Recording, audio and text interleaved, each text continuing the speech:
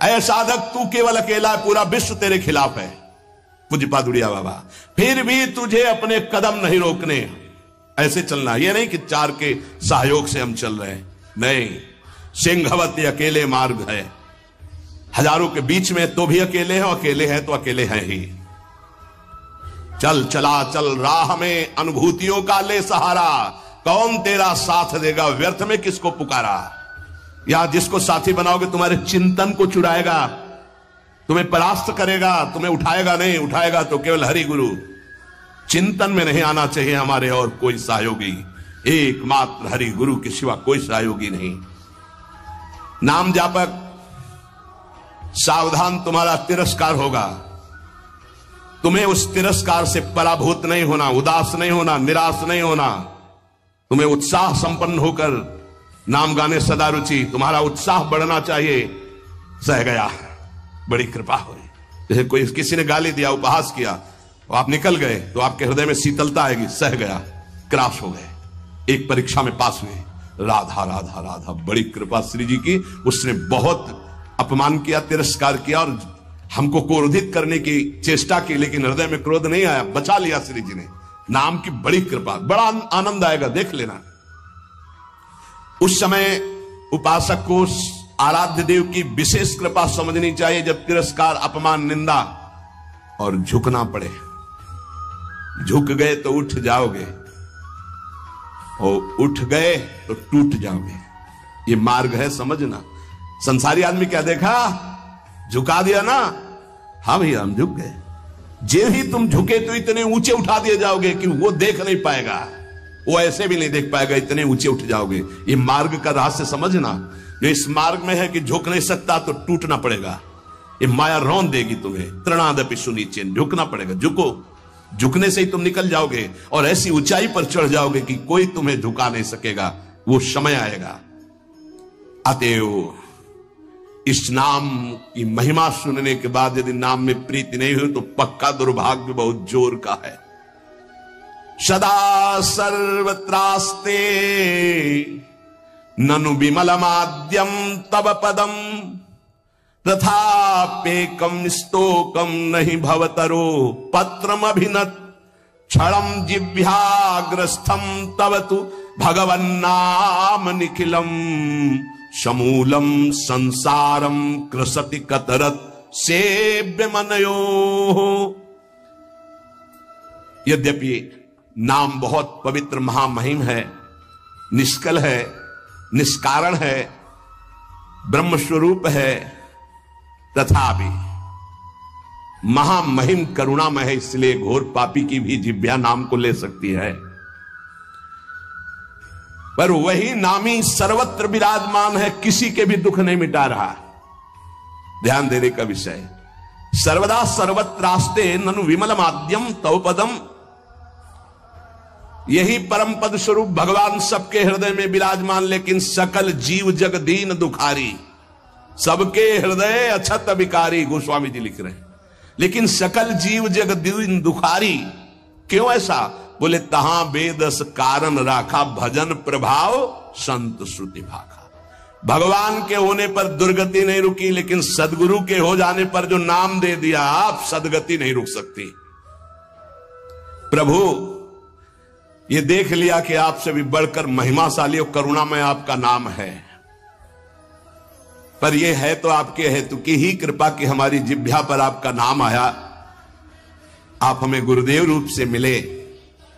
अब ये नाम संपूर्ण संसार को जो अविद्या सजाती है, इस अविद्या को जड़ मूल से नष्ट कर देगा। अतः प्रभु हमने निर्णय किया है, महर्षियों ने निर्णय किया है कि आपसे बढ़कर के आपकी महिमा, आपका गुण, आपका प्रेम समुद्र जो स्वरूप है, उससे भी बढ़कर के नाम है।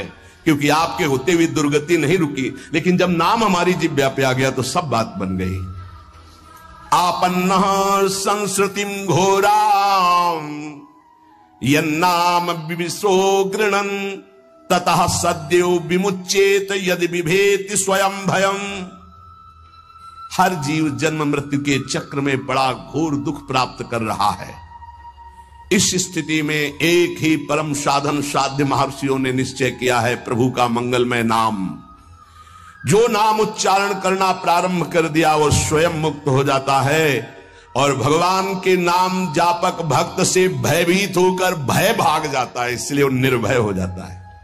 मान लीजिए तो जान जाओगे। एतन् निर्विद्यमानाना मिच्छताम कुतो भयम योगिनाम नृपनिर्णीतम हरिर्नामानुकीर्तनम। जो लोग इस लोक में या परलोक में परम मंगल और परम सुख और परम उन्नति चाहते हैं, जो संसार के दुख को मिटाकर महासुख में निमग्न होना चाहते हैं, जो निर्भय मोक्ष पद चाहते हैं या योग संपन्न सिद्धियां चाहते हैं या शास्त्रों का परम ज्ञान चाहते हैं, जो भी चाहते हैं वो नाम जपना प्रारंभ कर दे, सब कुछ प्राप्त हो जाएगा। जिसने नाम स्वीकार कर लिया सब कुछ जागृत हो जाएगा। नैवं विधा पुरुषकार उरुक्रमस्य पुंसाम तदंगी रजसा जित सद्गुणानाम चित्रम विदूर विगतः सकृदा ददीत यन्नामधेय मधुना सजहाति बंधम। आहा, जिन्होंने नाम जब प्रारंभ किया, भगवान के चरणों का नाम का प्रताप उदय हुआ, वो शरीर के सारे विकारों पर विजय प्राप्त कर लेते हैं। बातों से नहीं, नाम जप से, बातों से नहीं। भूख प्यास शोक मोह जरा मृत्यु ये क्षय सबको अधीन किए। काम क्रोध लोभ मोह मद मत्सर ये क्षय सबका क्षय किए हुए हैं, नाश कर रहे हैं। मन पांच ज्ञानेंद्रियां ये क्षय, काम क्रोधादि क्षय, भूख प्यास शोक मोह जरा मृत्यु ये क्षय, इन सब पर विजय प्राप्त कर लेता है नाम जापक। पांच ज्ञानेंद्रियां कब्जे में, मन उसके कब्जे में, भूख प्यास शोक मोह जरा मृत्यु कोई भय नहीं उसको। काम क्रोध लोभ मोह मद मत्सर इन पर विजय किससे? नाम से, नाम से, भजन से। बारी मथे घृत होए बरु सिकताते बरु तेल बिनु हरि भजन भवतरी या सिद्धांत पेल। अन्य कोई पुरुषार्थ नहीं, सबसे बड़ा पुरुषार्थ तुम्हारे नाम जिह्वा पर चलने लगे। चाहे संसार से बहिष्कृत एकदम नीच घोर पापी हो, यदि वो प्रभु का नाम जपना प्रारंभ कर दे तो जगत पूज्य हो जाएगा। अहो वत्स पचतो गरीयान यज्जिभ्याग्रे वर्तते नाम तुभ्यम ते पुस्तपस्ते जुहु सस्मुरार्या ब्रह्मा नोचुर नाम गृणंती हेते। वो चांडाल भी सर्वश्रेष्ठ जगत पूज्य हो जाता है जिसकी जिह्वा के अग्रभाग पर भगवान का नाम विराजमान है। उसने तपस्या कर ली, यज्ञ कर लिया, तीर्थ स्नान कर लिया, सदाचार का पालन कर लिया, सब वेदों के अध्ययन का फल प्राप्त कर लिया, जिसने नाम जपना प्रारंभ कर दिया। इसलिए बड़े बड़े ब्रह्मवादी ऋषियों का, शास्त्रों का, भक्तों का, सबका एक साथ मत है कि निरंतर नाम जप ही सर्वश्रेष्ठ साधन और साध्य है।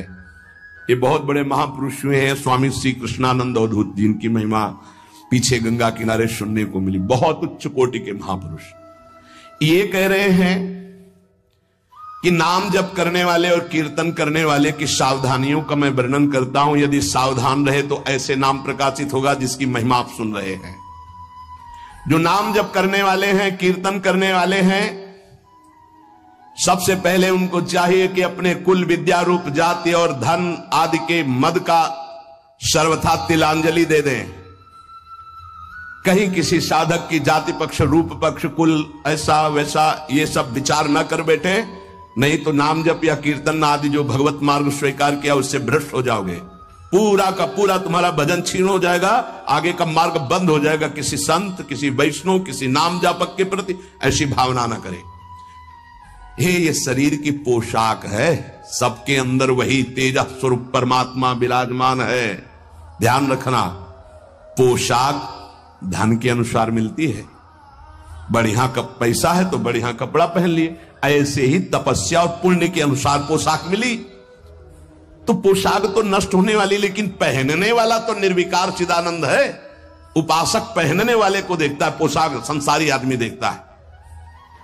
पोशाक देखकर आदर संसारी आदमी करता है, पहनने वाले को देख करके आदर विवेकवान देता है। तो पहनने वाला कौन है? भगवान का चिदानंदमय अंश, वो समान है सबके हृदय में।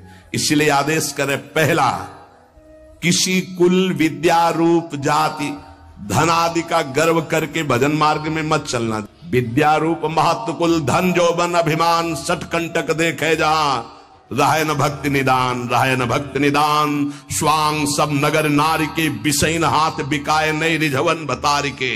भरतार श्री हरि को रिझाने की सामर्थ्य खो चुका उपासक यदि गर्व कर लिया विद्या का, रूप का, महत्व का, कुल का, धन का, यौवन का, सबसे पहले इन 6 मदों का त्याग करे। ये सटकंटक हैं, भक्ति महारानी हृदय में नहीं जागृत होंगी। तिलांजलि दे दे, भूल कर याद न करे। जब भजन गुरु कृपा से होने लगे तो अपने को बड़ा भजनानंदी समझकर, किसी को तुच्छ समझकर उसका तिरस्कार, हंसी मजाक न कर दे। समझ लीजिए, अगर कहीं अभिमान कर ले तो फिर देवर्षि नारद जी भी जैसे महापुरुष उपहास के पात्र बन गए। पूरा चरित्र कई बार सुनाया है। इतना नहीं, अपने को तृण से भी नीच समझना है नाम जापक उपासक को। क्वा हम तुच्छा परम अधमा, हरिवंश महाप्रभु कह रहे हैं। तृण से नीच, जैसे तृण के ऊपर पैर रख दिया, पैर हटाओ तो फिर वो उठ गया। साधक का अभिमान तृण से भी दबा हुआ होना चाहिए। कोई गाली दे रहा है, कोई पूजा कर रहा है, उसकी रुचि है, अपनी मस्ती में नाम जप। किसी के अपमान करने पर हमारे साधन में फर्क नहीं पड़ना चाहिए, हमारी उदासी नहीं बढ़नी चाहिए। अब क्या होगा, अब तो निंदा हो गई, अब तो अपमान हो, तो प्रशंसा के लिए साधना कर रहे थे क्या? हमारी साधना में, हमारी दिनचर्या में फर्क नहीं पड़ना चाहिए। कोई पराभव हमारा करना चाहे तो हमारा साधन नहीं रुकना चाहिए। बहुत बहुत बड़े महापुरुष की बात कर रहे हैं ये जो वर्णन कर रहे हैं, इन्हीं के लिए कह रहे। कभी 1 सेकंड दिनचर्या में फर्क नहीं पड़ता था। साधकों के ऊपर ये बहुत इस बात का शासन करते थे कि साधक अपनी दिनचर्या में उठना और शयन करना से लेकर के पूरी दिनचर्या में राइट टाइम होना चाहिए, तभी सिद्धावस्था प्राप्त होती है। ये नहीं होना चाहिए कि अब जब मन आया तब सो गए, जब मन आया तब जग गए, जब मन आया तो आ गए, जब मन आया नहीं। ऐसा दिनचर्या नहीं होती साधु की, भगवत प्राप्ति वाले की। अपना कोई पराभव कर दे तो हमें कभी अपमानित नहीं होना है, दबना नहीं है। पराभव कर रहा है वो, हमें नीचा दिखाना चाहता है, हमारा दबना माना जाएगा यदि हम अपनी दिनचर्या और साधना छोड़कर उदास होकर बैठे। अब क्या होगा, 4 लोग निंदा करते, 4 लोग खिलाफ, पूरा विश्व खिलाफ हो जाए। अत्यंत दीन भाव से प्रत्येक प्रभु के विधान में प्रसन्न होते हुए नाम जप करो। नाम जापक को बहुत सहनशील होना पड़ेगा। अभी तो नाम महिमा सुनी, अब कैसे जपा जाता है उसको समझिए। जैसे वृक्ष जाड़ा, गर्मी, वर्षा सब द्वंद्वों को सहता है। कोई ईंट मारता है तो चाहे एक पत्ता ही दे, वो देगा, वो उसको कष्ट नहीं पहुंचाएगा। छाया, फल, पत्ता, कोई काट दे तो कोयला, लकड़ी देगा ही, वो कष्ट नहीं देगा। इसी प्रकार नाम जापक कोई विरोध करे, कोई तिरस्कार करे, कोई उपहास करे, कोई उपेक्षा करे, कोई अपमान करे, सहन करे, इतना ही नहीं, वो मृदु भाषण और नमस्कार पूर्वक उसकी वंदना करे। यह है नाम जापक की सामर्थ्य। वो उपहास कर रहा है, राधा राधा, वो कटु भाषण कर रहा है, वो मीठा बोल करके राधा राधा। वो अप्रसन्न करना चाहता है, वो प्रसन्न मुद्रा में। वो मर्म भेदी वचन बोल रहा है, वो क्षुब्ध ना होकर प्रसन्न होकर बोल रहा है। यही गोस्वामी जी कहते हैं, बूंद अघात सहाई गिरि कैसे, खल के बचन संत सहे जैसे। जैसे महान पर्वत पर बूंदे गिर रही, क्या फर्क पड़ता है? ऐसे ही अपमान, निंदा, नाना प्रकार के तिरस्कार, क्या फर्क पड़ता है उस संत हृदय में। बूंद आघात सहाई गिरी कैसे, खल के बचन संत सहे जैसे। अत्यंत विनम्र, सहनशील, मान की किंचन मात्र भी इच्छा और परवाह नहीं, सबको सम्मान देते हुए निरंतर प्रभु का प्रसाद उपासक को प्राप्त होता है, जो नाम जप नाम कीर्तन करता है। नाम जापक में आचार शुद्धि, शरीर शुद्धि और भाव शुद्धि तीनों अत्यंत आवश्यक हैं। भाव संशुद्धि पहला, नाम जापक पहला लक्ष्य बनाए कि नाम का फल केवल नाम निरंतर जपना है। भगवान भी आके सामने खड़े हो जाए तो नाम जप बंद नहीं होगा। यह हमें सामर्थ्य चाहिए, ये भाव संशुद्धि। अगर हम जिनका नाम जप रहे हैं वो आ जाएं और कह दें कि नाम जपना छोड़ दो, मैं आ गया, तो हम नाम जपना नहीं छोड़ेंगे, आप चले जाइए। आप जाएंगे कहां?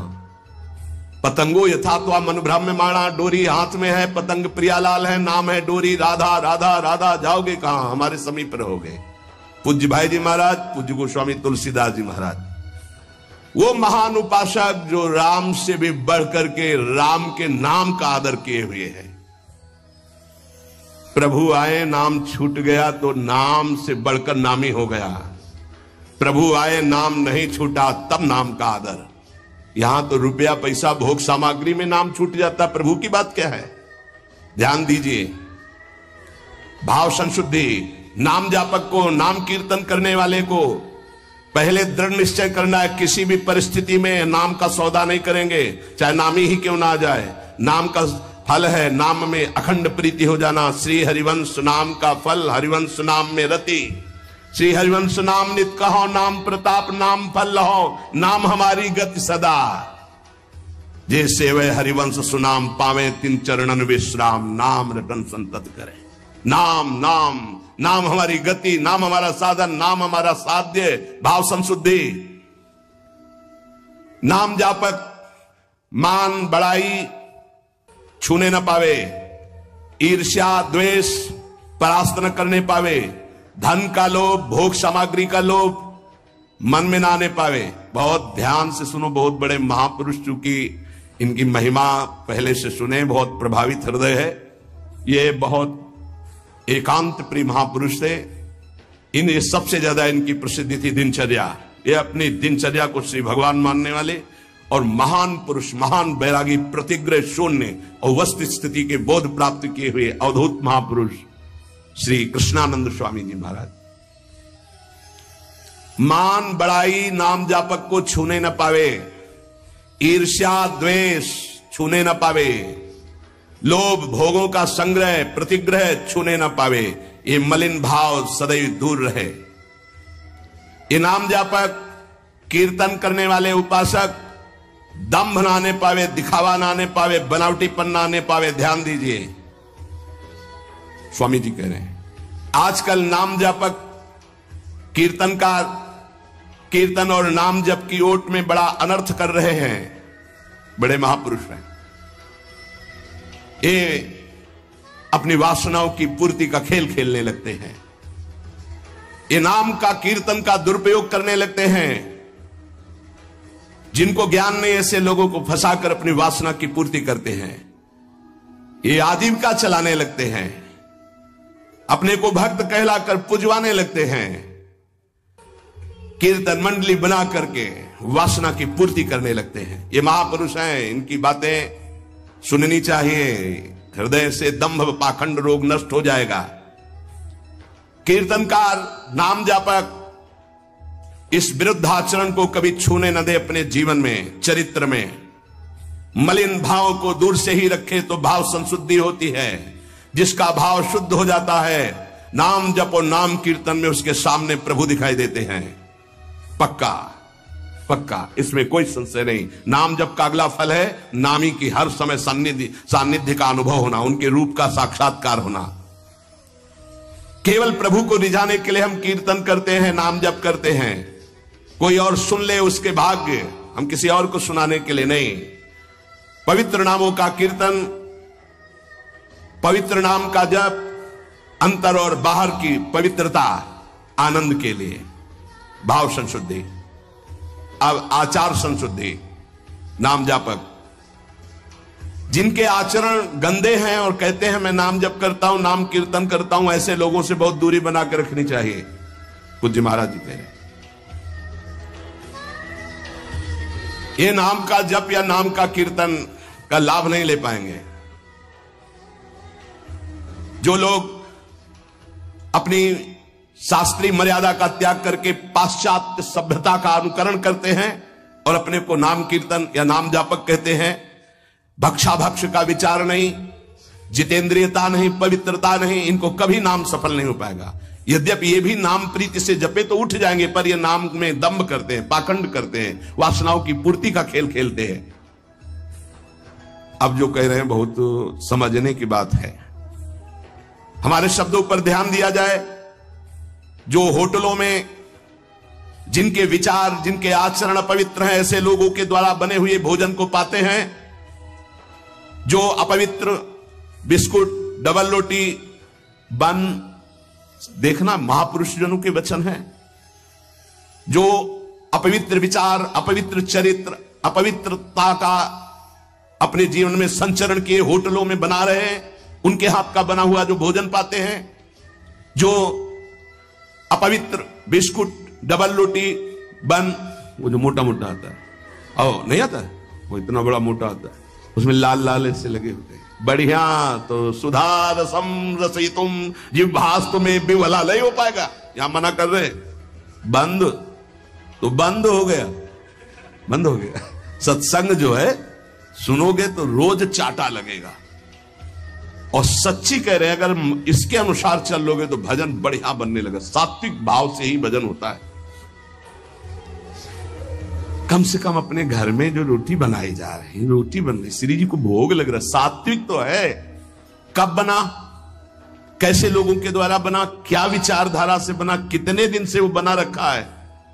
अगर शाम की रोटी सुबह दी जाए ना तो अभी हो जाएगा कि हम नहीं खाएंगे, बासी है।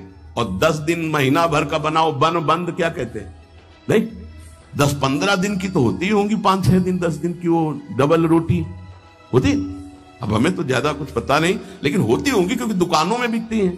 अब ऐसा तो नहीं कि ताजी फैक्ट्री से निकल के हमारे सामने आ गई थाल में, ऐसा तो नहीं। उनमें तुम बासी नहीं देखते हो, उनमें तारीख भले देखते होगे कि एक्सपायर हो गई कि नहीं है।